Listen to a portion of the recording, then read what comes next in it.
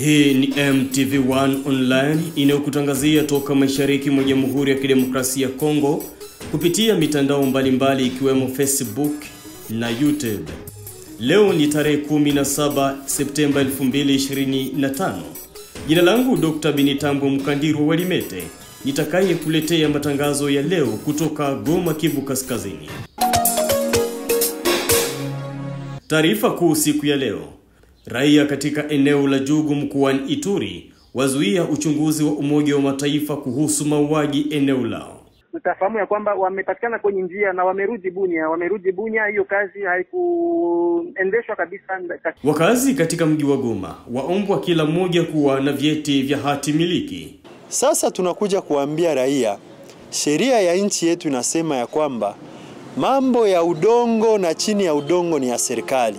Ni hayo kwa siku ya leo. Taarifa zetu zaanzia mkoani Ituri ambako wajumbe kutoka tume ya Umoja wa Mataifa usikanayo na haki za binadamu, mahakama ya kijeshi ya Kongo, shirika la Msalaba Mwekundu na mashirika ya kutegemea waliokwenda katika kuchunguza mauaji ya kimbari kwenye vijiji mbalimbali wilayani Jugu wazuiliwa na wanavijiji mkoani Ituri. Costa Sambagalwa yuko mjini Bunia.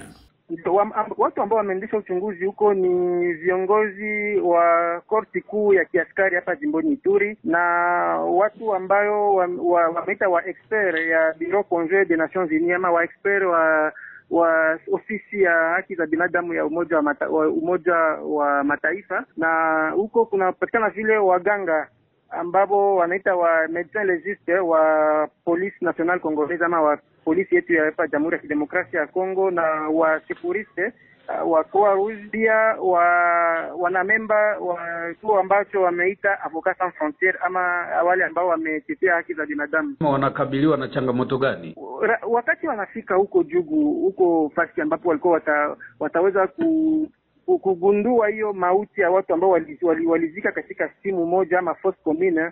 Waliweza kuona raia imefika na wakaanza kutafuta kufanya vurugu wa kuweza kufanya soulèvement huko, na huko iliweza kuwazuia kufanya hiyo kazi, na kwa sasa tutafahamu ya kwamba wamepatikana kwenye njia na wamerudi Bunia. Hiyo kazi haikuendeshwa kabisa katika hewa mzuri, na hiyo imeonekana huko. Tunawachunga Bunia ili tupate kujua ni nini ambayo iliacha hiyo ziara haiendeshi vizuri. Yaani huu uchunguzi haufanyiki tena. Walimaliza wakati waliona raia wakatoka mara moja, na kwa sasa wamepatikana kwenye njia na wamerudi Bunia. Lakini sijaelewa kitu kimoja. Watu wanakuja kufanya uchunguzi kusaidia raia na raia inakataa. Ni kwa nini? Yaani haieleweki. Imeonekana kwani kuna maduru fulani ambayo tulizungumza nazo, wamesema ya kwamba imeonekana kuna watu wa makabila mbalimbali ambao hawakubali kabisa watu kufanya hiyo, na imesumbua kabisa, na wameonekana ya kwamba wametaka kupoteza trust ya mauaji ambayo imepitikana huko Jugu. Sasa hapo utasema ni raia ama ni watu kutoka makundi fulani ambao wanapita kuwa ni raia? Ni wa raia wakimbizi ambao wameishi huko ndio waliweza kukusanyika kwa wingi huko na kuweza kuangalia namna gani watu wale wameendesha utafiti yao, lakini hawakuweza kuachia hiyo muda ya kuweza kutumika. Ikiwa raia ndio watazuia, yani raia ndio walihusika na mauaji hayo?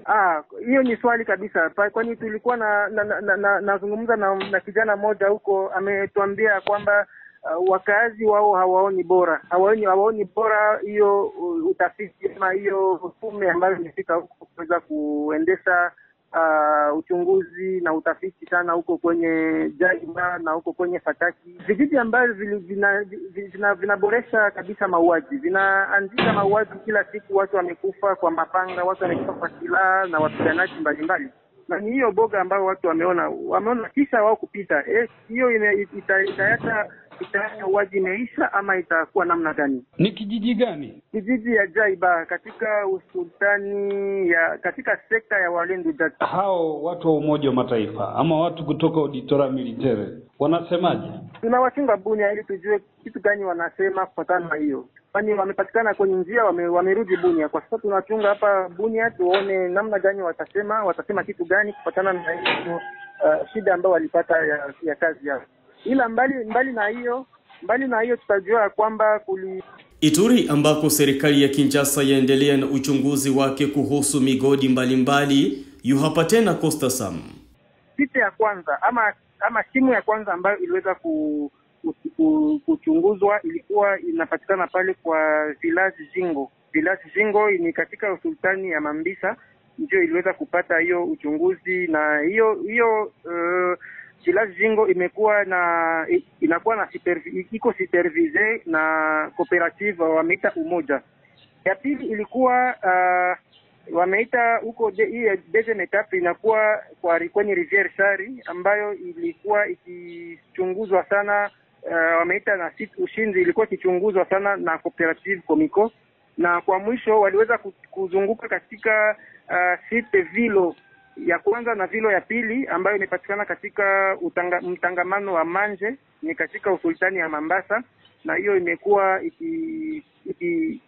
ikikuwa gere na komisara ambayo wameita Cooperative Minière San Rafael, na hiyo ilikuwa kama vile ya tatu. Na kwa mwisho hiyo timu ambayo ilikuwa na ikichunguzwa hiyo timu ambayo inakuwa ikipata watu wa division de mine na watu ambao wametumika kwa service mbalimbali hapa Ituri, waliweza vile kupunguza ama kutembelea site ambao wameita Derove Gold Mining Akepa. Ni hiyo ambayo waliweza kuchunguza tangu siku mbili kabisa.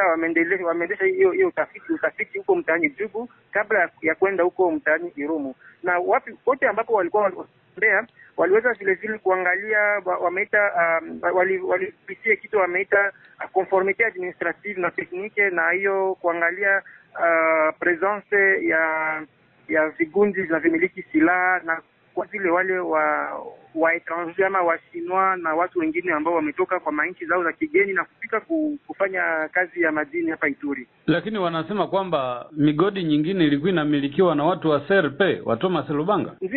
Ni hiyo yote ambao wamekuwa wakienda na kuchunguza, kwani wameanza etape par etape, na tunajua kwamba raia imekuwa ikichunguza kabisa na kuwa makini na kuchunga hiyo resulta ambayo itatokana na watu wale. Je, kuna uhakika kwa sababu inaonekana ni migodi ya zamani? Ndio, ni migodi ya zamani, lakini kwa sasa inaonekana kuna makooperative mbalimbali zile zilikuwa zikitumika na deconnivance na watu wale wa CRP, na hiyo ndio tunachunga sasa ripoti ya viongozi, kwani tunajua kwamba watatangaza na kufahamisha raia kujua namna gani, kitu gani imeendeshwa huko kwenye mtaa ya Jugu, kwani ambapo ni huko ndipo kunapatikana migodi mbalimbali za vigundi za vimiliki silaha. Tukitoka Ituri tunaelekea mjini Kinshasa ambako bunge huendelea kulumbana bungeni kuhusu kutaka kumuondoa madarakani spika wa bunge Vital Kamerhe. Adalbert Kienge yuko mjini Kinshasa. Unajua, tangu zamani mimi nilikwisha kukwambia kwamba kila mtu mkongomani anapaswa kuenda nyuma ya sheria. Hakuna tena mtu mwatakuwa yulu ya sheria. Na njoo maana mimi nafurahi kuona ngizi Honorable Mbindule wametambua ya kwamba spika wa bunge Kamerhe amekuwa na makosa yenye anafanya, amepita mbali na sheria zao. Na njoo wanatia hii motion ya kusema wamuondoe. Na mimi nashukuru wametia motion, itapita kwa wadepute wote, watavote. Kama ni mwenye makosa wamuondoe, na kama sio makosa aendeleshe. Mimi nasema kama atukami na wapigia asante sana, kwa sababu wanafanya kazi yao kama vile wabunge, ni kazi ya kidemokrasia. Zaidi ni kwa sababu wote ni wa jamaa politike moya inyo sacré. Hakuna kusema wa opposition wala kitu kingine. Hiyo ndio mimi nashukuru. Lakini unadhani sababu kubwa ni nini ya mzozo huu bungeni na mpaka wengine kutaka kupigana? Unajua, kuko wakongomani wenye wanafanya politike yao nyuma ya migongo ya watu. Wanataka kupigana jua nini? Waache sheria iendelee. Watapitisha kuvote Kamerhe, hawatamuondosha na kinguvu, wameheshimia sheria yote. Sasa wale wenye wanawaza kama demokrasia ni majina zimoa tu ndio tutakuwa tunasema kama Kamerhe, majina hizo tulizoea kusikia. Hapana, tutaendelea kuishi kama vile wakongomani sisi wote ni wabunge, na mbunge mwingine ataingia pale, kama sio Kamerhe mwingine ataendelesha. Haiko jina tu Kamerhe ndio anapaswa kuwa pale. Mimi nawaza wangeacha atukao wafanye wafanye demonstration ya kidemokrasia ndani ya bunge, na hii ndio ya muhimu zaidi. Pamoja hayo yakiendelea, kuna wakazi wa Beni wanasema kwamba wabunge wangelitetea haya matatizo ya Beni kuliko kutetea maslahi yao binafsi. Sikia bwana journaliste, kutetea mambo ya Beni ni mambo mingi sana, kwa sababu unajua mauaji imeanza Beni tangu siku mingi. Sasa wabunge ikiwa wanataka kusemea mambo ya Beni, wanatia motion, wanataka fanya interpellation, bwana Kamera akiwa spika wa bunge anakatala kupitisha hii motion. Ndio maana wanasirika. Wao watatetea watu, wabunge watatetea pale ndani ya parlement. Kamera hapitishe ile motion yao. Ndio maana wanasema wamemshutumu, wanasema iko na makosa. Haache wabunge waseme hiyo walipaswa kusema. Ndio maana tungeomba watu wa Beni wasutenir ile motion ya demokrasia, ya kidemokrasia, kwa sababu ni pale kwa parlement ndio inapaswa kuanjia, ni pale ndio kwa wabunge wanapaswa kutetea, na Kamera hakuwaruhusu waweze kusema hiyo mambo pale bungeni. Wakati huo Jamhuri ya Kidemokrasia ya Kongo DRC yatarajia kuweka mikataba ya ushirikiano wa kijeshi kati yake na Ituri, makubaliano ambayo yaweza saidia ujenzi wa viwanda na kuendelesha jeshi la Kongo FARDC. Unajua bwana journalist, tumeanza kuchoka. Tungeomba kwanza Jamhuri ya Kidemokrasia ya Kongo ayo yenyewe itengeneze jeshi yake yenyewe mbele ya kuenda kuungana na majeshi ya ingine nchi. Ni mzuri kwa sababu sisi tuko ndani ya vita. Kama nchi rafiki anataka tuungane kijeshi kwa kutusaidia kumaliza mzozo wa vita, haya iendelee, lakini hii makubaliano, makontra wametia imekuwa mengi sana. Tungependa wafanye ili fois pour toutes kutia mkataba waungane, kama ni warafiki watakia kusaidia na kutia mwisho kwa hii vita yenye inasababisha vifo vingi na watu wanakuwa ndani ya ukimbizi tangu masiku mingi. Bwana journalist, Kongo kutatua matatizo yake binafsi, si hiyo ndio ninakuambia bwana journalist. Ingeomba gouvernement ya Kongo ianje kwanza kutengeneza jeshi lake kwa wenyewe kwa ndani, sio watu wengine wa nje watakia kutupigania hapa.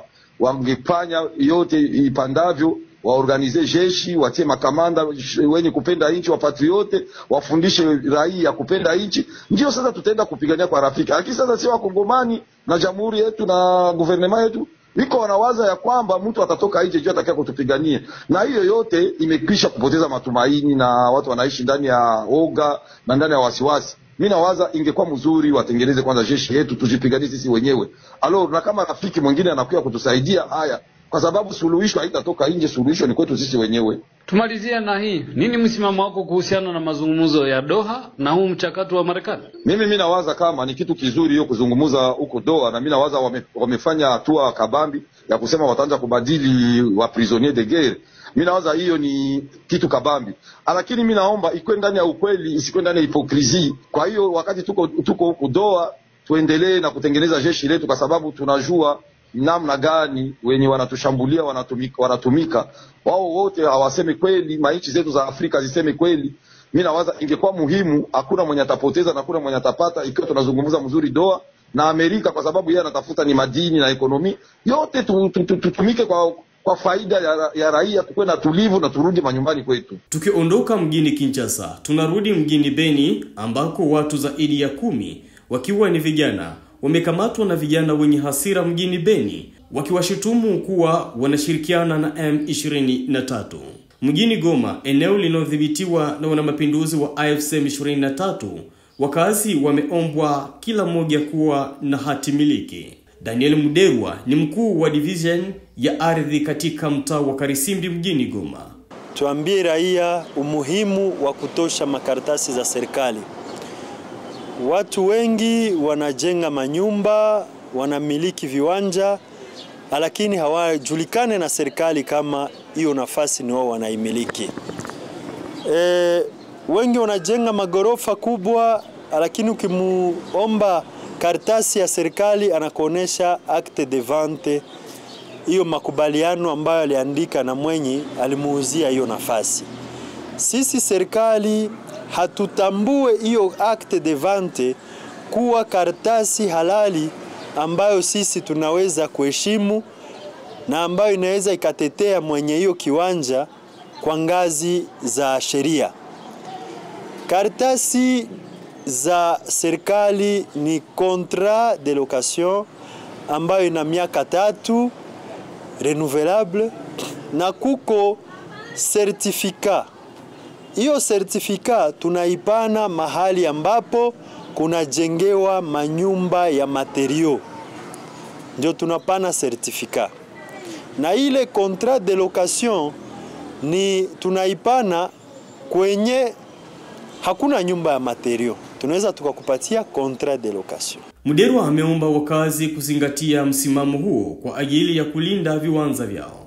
Sasa tunakuja kuambia raia, sheria ya nchi yetu inasema ya kwamba mambo ya udongo na chini ya udongo ni ya serikali. Wakati unaishi mkiwanja, unajenga nyumba, hauna karatasi ya serikali, hauna certificat au contrat, haujulikane na serikali kama wewe ni mwenyeji wa ile nafasi. Sisi hatukuji kupana hotuba kuambia watu eti tunataka kuwanyang'anya maparsele. Hapana. Sisi tunakuja kuonesha watu umuhimu wa kutoa hizo makaratasi na umuhimu wa kukua na hizo masertifika kwa nyumba za magorofa kama hiyo kubwa ambayo unatizama pale, inabidi iwe na sertifika. Hizi zingine huku chini zinabidi ziwe na makontra. Wakati watajenga nao inabidi wawe na masertifika. Ndio maana hiyo kazi ambayo tunafanya sio kazi ambayo tutaweza sisi wenyewe. Tunasema tujadiliane na autorite de base, watusaidie kufundisha raia hiyo mambo. Kwa maana kiwanja wakati hakina dokumenti fulani ni kiwanja cha serikali. Baadhi ya wakazi wa mji wa Goma wakiomba kusaidiwa kwani walipata viwanja kutoka familia. Kwanza kwa mbele ya yote kwanza mimi nitaweza kwanza kwa kujitambulisha. Mimi ninaitwa kwa jina la Jacques Rupao. Mimi ninakaa kwenye hii avenue. Boya kufatana, kwa hivyo naweza uliza kwa kufatana na juu ya document ya ile kadastre. Bona hiyo kwa sababu ya leta iliko vizuri. Na kila mtu inawezekana tu awe tu na hiyo ile karatasi ya ile kadastre.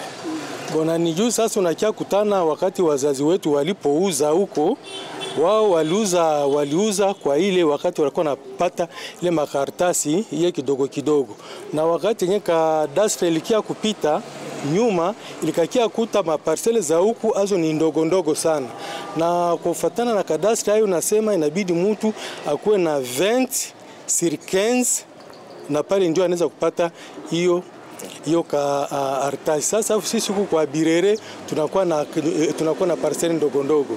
Sasa kwa hiyo watu waleta pale ndio wataweza kuona kama wanaweza kutupatia makaratasi za namna gani, sababu sisi tuko na hiyo parcele ndogo ndogo ile yenye haieneze mametre ile yenye kadastre inapenda. Lakini mko tayari kutafuta document? Ndio tuko tayari kwa kupata hiyo kama document hiyo. Utafahamu kwamba kampeni kubwa kuhusu hati miliki imeanza leo katika eneo la Karisimbi mjini Goma, Kivu Kaskazini. Udongo ni ya serikali. Sisi wote wakaaji tunakuwa na ile droit de jouissance ambayo tunapewa wakati yenye tunatoa ile karatasi, certificat wala contrat de location. Ni hayo kwa siku ya leo, karibu tena na siku njema.